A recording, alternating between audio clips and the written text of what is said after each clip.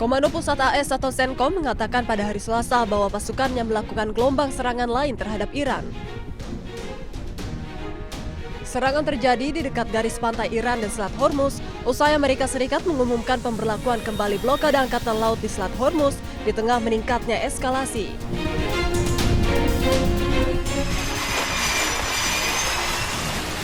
Jet tempur AS terlihat lepas landas dari kapal induk menjelang serangan terhadap target-target Iran. Namun tanggal dan lokasi pasti dari rekaman yang dirilis oleh Senkom tidak dapat diverifikasi secara independen. Senkom melaporkan pasukan militer AS meluncurkan serangan terhadap target militer dan infrastruktur Iran selama gelombang serangan 7 jam. Serangan tersebut menandai hari keempat berturut-turut terjadinya eskalasi militer antara AS dan Iran. Kedua pihak saling menuduh melanggar gencatan senjata usai tanda tangan nota kesepahaman pada 17 Juni.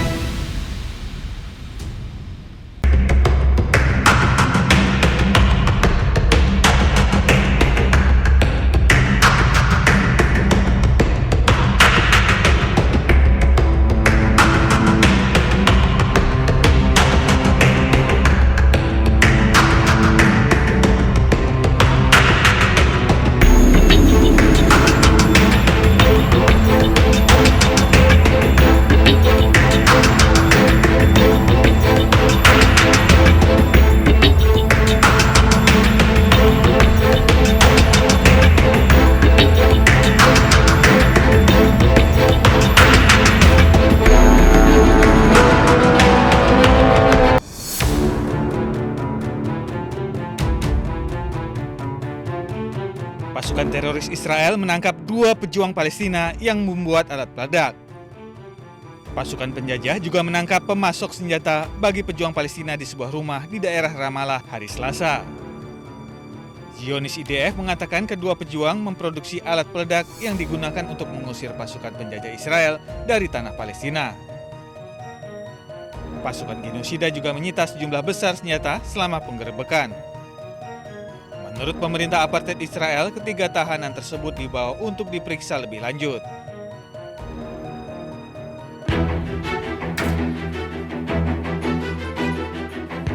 Pasukan Israel menyerbu desa Zautar al-Sharqiyah di distrik Nabatih, Lebanon Selatan. Mereka membakar dan menghancurkan sejumlah rumah warga di desa tersebut hingga kepulan asap tebal terlihat membubung pada Selasa sore. Pasukan Israel bergerak melalui kota Al-Gharbiyah di mana dilaporkan terjadi tembakan senapan mesin yang hebat. Belum ada informasi resmi terkait adanya korban jiwa maupun luka-luka, namun otoritas Lebanon melaporkan serangan Israel di Lebanon sejak 2 Maret telah menewaskan lebih dari 4.000 orang dan melukai 12.000 orang lainnya.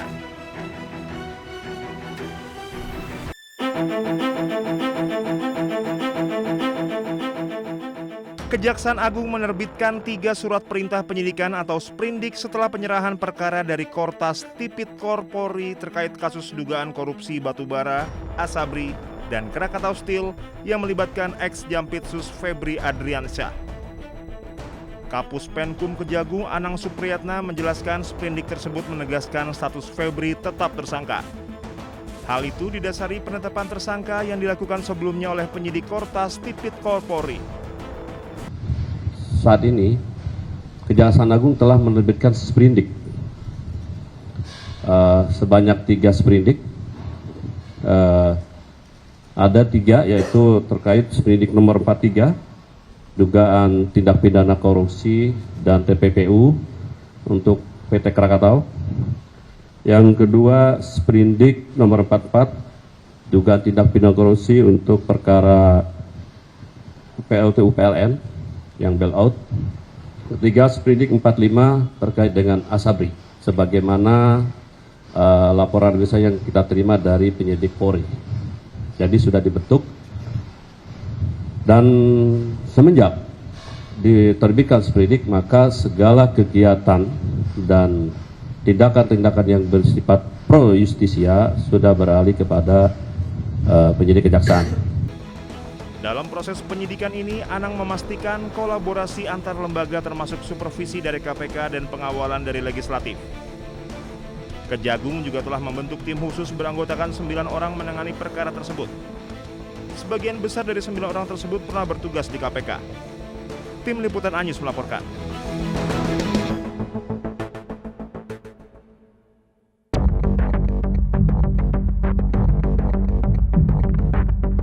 Kejaksaan Agung telah membentuk tim penyidik khusus yang diisi 9 jaksa senior yang mayoritas merupakan alumni KPK untuk mengusut perkara yang menyeret ex-Jampitsus Febri Adriansyah. Pembentukan tim 9 ini ada dalam sprindik baru yang sifatnya khusus yang telah dikeluarkan Kejaksaan Agung. Deretan jaksa yang tergabung dalam tim 9 sengaja dipilih berdasarkan pengalaman dalam menangani kasus korupsi. Dalam sprindik baru, kami terbitkan makanya sprindik yang sifatnya khusus, kita bentuk tim khusus. Ini terdiri dari 9 orang. Yang jelas sebagian besar penyidik-penyidik ini yang berasal mantan alumni KPK. Jaksa-jaksa yang pernah bertugas di KPK. KPK menyambut baik pembentukan tim khusus untuk menangani perkara dugaan korupsi dan tindak pidana pencucian uang atau TPPU yang menjerat ex-Jampitsus Febri Adriansyah. KPK meyakini para alumni itu memiliki track record yang baik selama bertugas di KPK, hingga mereka pasti mampu menuntaskan perkara tersebut.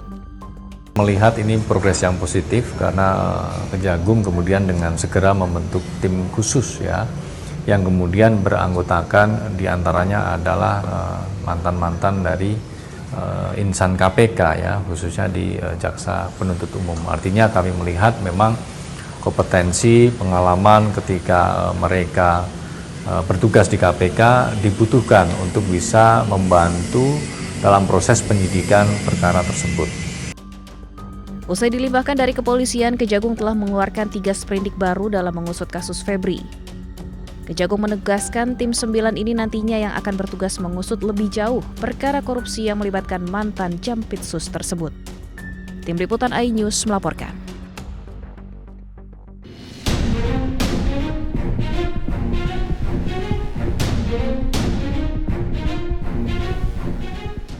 Komando Pusat AS atau Senkom mengatakan pada hari Selasa bahwa pasukannya melakukan gelombang serangan lain terhadap Iran. Serangan terjadi di dekat garis pantai Iran dan Selat Hormuz usai Amerika Serikat mengumumkan pemberlakuan kembali blokade angkatan laut di Selat Hormuz di tengah meningkatnya eskalasi.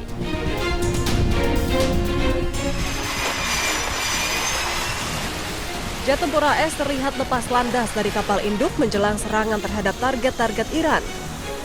Namun tanggal dan lokasi pasti dari rekaman yang dirilis oleh Senkom tidak dapat diverifikasi secara independen. Senkom melaporkan pasukan militer AS meluncurkan serangan terhadap target militer dan infrastruktur Iran selama gelombang serangan 7 jam. Serangan tersebut menandai hari keempat berturut-turut terjadinya eskalasi militer antara AS dan Iran. Kedua pihak saling menuduh melanggar gencatan senjata usai tanda tangan nota kesepahaman pada 17 Juni.